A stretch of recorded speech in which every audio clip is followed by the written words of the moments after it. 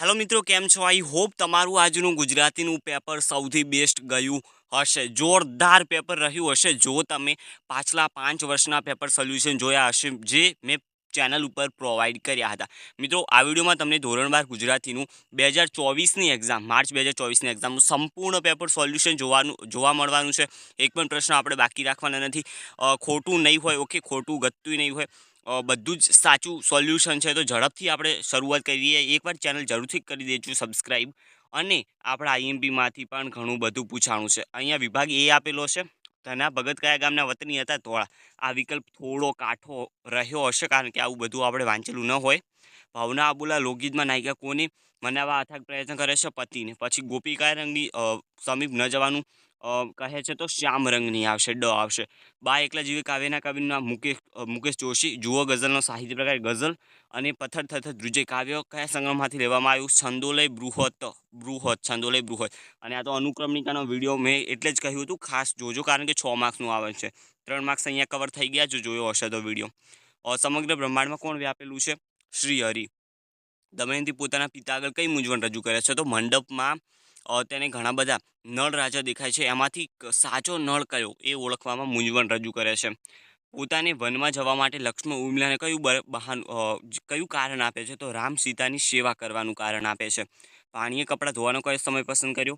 અંધારી રાતનો.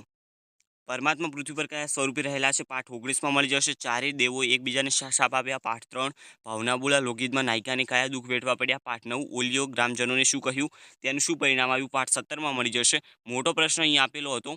દમયંતી સ્વયંવર કડવાની કથા તમારા શબ્દમાં લખો. પાઠ 3. અને બા એકલા જીવે કાવ્યના આધારે બાની વેદના પ્રગટ કરવાની છે, જે પાઠ 20માંથી તમને મળી જશે. વિભાગ બી વિકલ્પો આપેલા છે. વિનોબા ભાવે ક્યાં આવ્યા? ત્યારે બાપુ એક ભાષણની ગરમા ગરમ ચર્ચા ચાલતી હતી તો કાશીમાં એ આવ્યા ત્યારે. ઉછીનું વાગનાની નજર કેવી હોય છે? ગીધ જેવી હોય છે. ચંદનવાડી આગળ કઈ નદી છે? બહુ ઘાટીલો વળાંક લે છે તો શેષ નદી. સૌજન્યશીલ પ્રભાશંકર પાઠનો સાહિત્ય પ્રકાર ચરિત્ર નિબંધ. મહાત્માના માણસ પાઠના લેખકનું નામ ધીરુબહેન પટેલ. સેલ્વી પંકજમ પાઠ શેમાંથી કઈ સાહિત્ય કૃતિમાંથી લેવામાં આવ્યું? તો આગંતુક. ઓકે, આગંતુક. આ પણ આપણે અનુક્રમણિકામાં સારી રીતે આપ્યું હતું. બીજું કેટલી ભણેલી હતી? તો 4 ચોપડી ભાઈ ભણી હતી. ઓકે, બીજું 4 ચોપડી ભણી હતી, પછી ઉઠી ગઈ.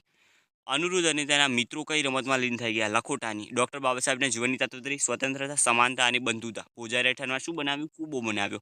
પછી 2 માર્ક્સના પ્રશ્નો. ગાંધીજીના પ્રત્યુત્તરની કઈ વાતનું વિનુબાને સ્પર્શી ગઈ? એ પાઠ 4માં તમને મળી જશે. મોટા હોલમાં પ્રવેશતા નાયકને કયું દ્રશ્ય જોવા મળ્યું? પાઠ 16. ઉછીનું માગનારમાં વિવેક હોતો નથી એવું લેખક કેમ કહે છે? પાઠ 6માં મળી જશે. લેખિકાને કયા નામ પારકા લાગે છે? પાઠ 8માં તમને મળી જશે, જે અમરનાથની યાત્રા છે. મોટો પ્રશ્ન. યુધિષ્ઠિર યુદ્ધ વિષાદ નાટકના કથા વસ્તુ લખવાની છે. પાઠ 10. અને અથવામાં તો શરદ વાર્તાના શીર્ષકની યથાર્થતા પાઠ 24માંથી મળી જશે. હવે વિભાગ સી વ્યાકરણ વિભાગ બહુ અગત્યનો છે. એ પહેલાં એકવાર જરૂરથી ચેનલ સબસ્ક્રાઈબ મિત્રો કરી દેજો. બહુ યુઝફુલ મટીરિયલ તમને હું આપું છું. સમાનાર્થી શબ્દો દેહ. અહીંયા મેં સાચા જવાબ લખ્યા છે. ઓકે, આ રીતના સાચા જવાબ એની સામે લખેલા છે, તમે જોઈ શકો છો. દેહ એટલે શરીર અને તન આવશે. શરીર અહીંયા આપ્યું હતું અને તન રહ્યું એ છેલ્લે આપેલું હતું. તાસીર એટલે પ્રકૃતિ અને સ્વભાવ. પ્રકૃતિ અને અહીંયા ઉપર હતું સ્વભાવ. વાયરો એટલે પવન અને વાયુ. પવન અહીંયા આપેલું હતું અને વાયુ જે છે અહીંયા આપેલું હતું. સ્નિગ્ધ એટલે સુવાળું અને કોમળ.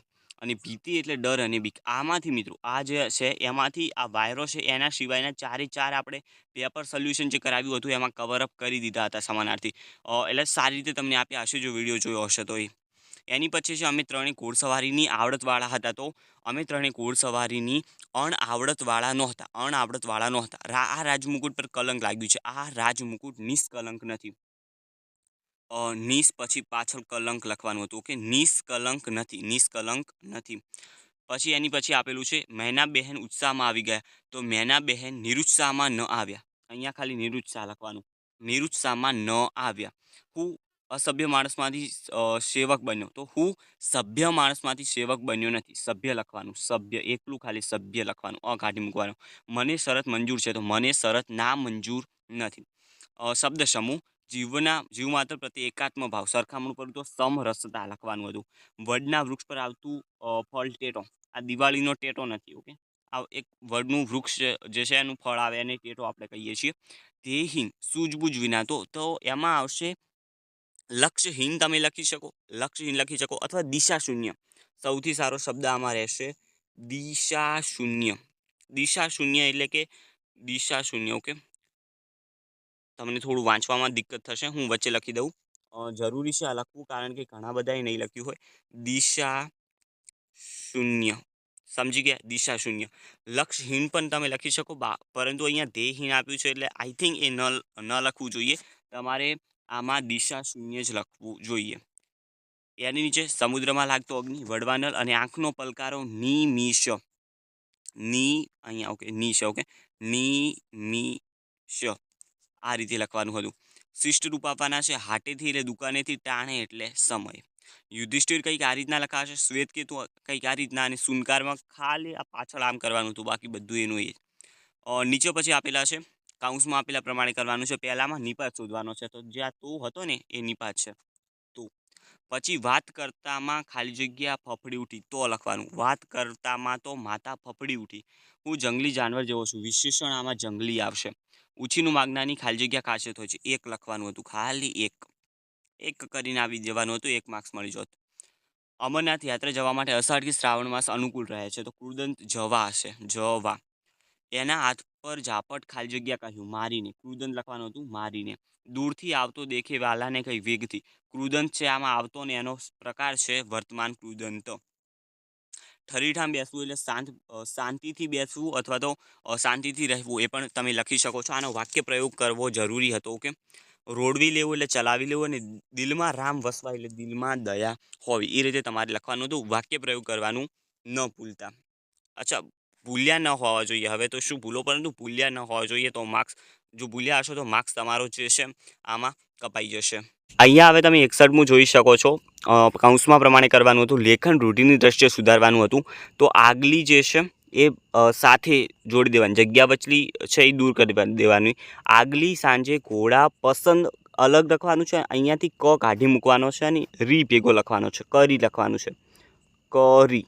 અને પછી જગ્યા પાછી છોડી અને પછી લખવાનું હતું લીધા. ઓકે, આ જગ્યા પહેલો તો દૂર કરો, આગલી વચ્ચેનો જગ્યા દૂર કરો, ભેગું લખો. આગલી સાંજે ઘોડા પસંદ, એમાંથી ક છૂટો કરો અને આમાંથી રી છૂટો કરો, અને કરી લખો. પસંદ કરી, વળે પાછી જગ્યાને લીધા, એ રીતે લખવાનું હતું. એની નીચે ભાષા શુદ્ધ કરવાની છે. પત્નીની પૂર્ણ 100 વર્ષની કારકિર્દીમાં કાર્ય સિદ્ધિઓ અસંખ્ય છે, તો એમાં એવું આવશે, પત્નીની પૂર્ણા આવશે, ખાલી પૂર્ણા કરી દેવાનું. પૂર્ણા 100 વર્ષની કારકિર્દીમાં કાર્યસિદ્ધિઓ અસંખ્ય છે. ઓરડો નાનો પરંતુ ખૂબ ચીવટમાં સજાયેલો હતો, તો પ્રત્યય સુધારણો. ઓરડો નાનો પરંતુ ખૂબ ચીવટમાંની જગ્યાએ ચીવટથી, ખાલીથી લગી જાય, માનની જગ્યાએથી, ચીવટથી સજાયેલો હતો. એણે હજુ નહોતું બધું આવતું માન્યામાં, તો આ લખવાનું છે કે હજી, પહેલું આવશે હજી એને બધું માન્યામાં આવતું નહોતું, એ રીતે લખવાનું છે. એની નીચે સાદા સંકુલ વાક્યમાં ફેરવવાનું છે. પહેલું વાક્ય આવશે, એની 1001 વાર નિર્ણય કર્યો હશે. બીજું વાક્ય આવશે, ફરી આવું ન બનવા ન દેવું, અને પ્રત્યય આવશે કે. પછી આમાં આવશે, માણસના હૃદયમાં દુકાળની ભીષણતા હોય છે. પહેલું વાક્ય એ બનશે. બીજું વાક્ય બનાવવાનું પાછું એનું એ કે દુકાળની ભીષણતા હોય છે. બીજું વાક્ય પણ એવું જ આવશે, દુકાળની ભીષણતા હોય છે. ખાલી આમાં માણસના હૃદયમાં નથી લખવાનું બીજા વાક્યમાં, અને પ્રત્યય છે પણ. પછી છેલ્લું જે 67મું છે, શ્વેતકેતુએ પાણીમાં હાથ ફેરવ્યો. પહેલું વાક્ય. બીજું આવશે, એ ગાંગડો બિલકુલ જણાયો નહીં, અને પણ એ સંયોજક છે. પછી જોડવાના છે વાક્ય. અમારી ઘણી ખરી ચીજોની માલિકી અમારી, પણ કબજો ગીધુભાઈ દંપતીનો રહેતો.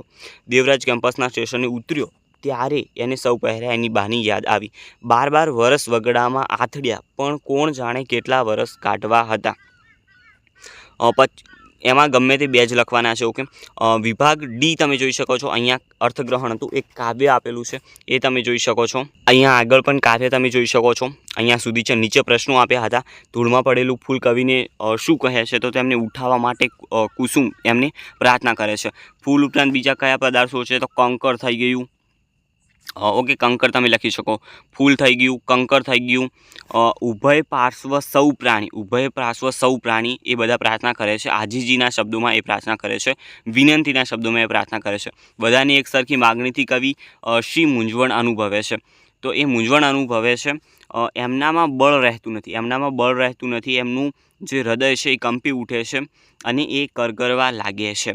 આખરે કવિ પ્રભુને શી પ્રાર્થના કરે છે? આખરે કવિ પ્રભુને આખું જગત લઈ લેવા કહે છે, એ જ એક માર્ગ છે એવું તે પ્રભુને જણાવે છે. અને યોગ્ય શીર્ષક પ્રભુચરણની લગ્ન અથવા પ્રભુચરણની મોહમાયા. એની નીચે પછી ફકરો આપેલો છે. પુસ્તકાલય શેનું અવિભાજ્ય અંગ છે? તો માનવ સંસ્કૃતિનું પુસ્તકાલય એક અવિભાજ્ય અંગ છે. પછી વાડીલાલ ડગલીએ સંસ્કૃતિ શબ્દનો ઉપયોગ કયા અર્થમાં કર્યો છે? તો સંસ્કૃતિ એટલે માણસની બહારની દુનિયાનો વિકાસ, એ રીતમાં એમણે સંસ્કૃતિનો શબ્દનો પ્રયોગ કર્યો છે. હૃદય ન વિકસે તો શું પરિણામ આવે? હૃદય ન વિકસે તો દેશભરમાં હિટલર જેવા નર રાક્ષસો ફૂટી નીકળે. અને એની નીચે પછી આપેલો છે વ્યાયામશાળાની પુસ્તકાલય માણસ માટે કયા કામો કરે છે? તો એ અહીંયા જ છે. વ્યાયામશાળા શરીર માટે કાર્ય કરે છે. તે કામ પુસ્તકાલય હૃદય અને બુદ્ધિ માટે કરે છે. એ રીતના તમારે લખવાનું હતું. અને યોગ્ય શીર્ષક આપવાનું છે પુસ્તકાલયનું મહત્ત્વ. સાવ સરળ છે, પુસ્તકાલયનું મહત્ત્વ. એની નીચે ત્રીજા ભાગમાં સંક્ષિપ્તીકરણ કરવાનું હતું. આપણે કહેલું છે કોઈ પણ જે હોય છે ગમે તે 3-4 લીટી તમે ઉઠાવી શકો છો. કોઈ પણ 3-4 લીટી ઉઠાવી શકો છો. આમાંથી જે ઉદાહરણ એવું બધું હોય છે એ તમારે દૂર કરી દેવાનું હોય છે અને શીર્ષક એને યોગ્ય આપી દેવાનું હોય છે. પછી મિત્રો વિચારક્રમમાં જે ગોઠવવાનો ફકરો છે તે તમારો 12મા પાઠનો છે. એકવાર જરૂરથી બુક ખોલી જોઈ લેજો તો 12મા પાઠમાં તમને મળી જશે. વિભાગ ઈમાં શું હતું? એક અરજી લખવાની હતી 5 માર્ક્સની.